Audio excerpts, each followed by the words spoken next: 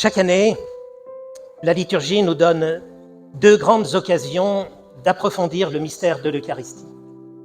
C'est le Jeudi Saint, le jour où nous faisons mémoire, au sens fort du terme, de l'institution de l'Eucharistie, et dans cette fête qu'on appelait avant la fête Dieu, et qu'on appelle aujourd'hui la fête du Saint-Sacrement, fête du corps et du sang du Christ.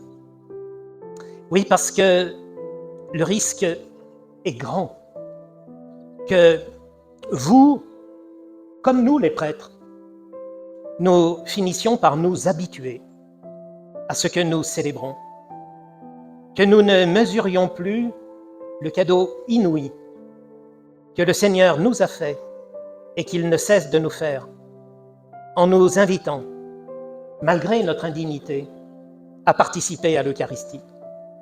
En Italie, dans pas mal de sacristies, ce lieu où le prêtre se prépare à la messe, ce que les enfants appellent les coulisses, il y a souvent un écriteau qui invite le prêtre à célébrer cette messe comme si c'était sa première, comme si c'était sa dernière. Ma première messe, évidemment, je m'en rappelle encore. Quelle émotion! Ma dernière messe, je ne sais pas quand je la vivrai. Mais je peux vous dire que si j'ai la grâce de savoir quand je célébrerai que c'est la dernière, je la célébrerai avec un soin tout particulier, puisqu'elle sera ma préparation à l'entrée dans cette messe sans fin qu'est l'éternité.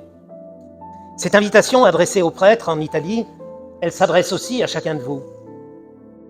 Vivez cette messe comme si c'était votre première messe, comme si c'était votre dernière. Un catéchumène, il est comme un enfant. Il compte les dodos qui lui restent avant de pouvoir recevoir le baptême et de pouvoir communier. Son désir est tellement grand. Sa première messe coïncide avec le jour de son baptême, reste à jamais gravée dans sa mémoire. Quant à la dernière, pour vous comme pour moi, il est bien difficile de savoir quand elle aura lieu. Mais il y avait une tradition dans l'Église qui, hélas, tend à disparaître du fait que les gens meurent de plus en plus souvent à l'hôpital. C'était ce qu'on appelle la communion donnée en viatique.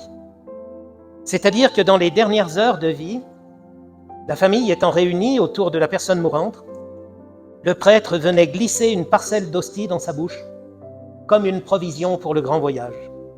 J'ai eu la possibilité de vivre ce trébeau rite quelques fois seulement.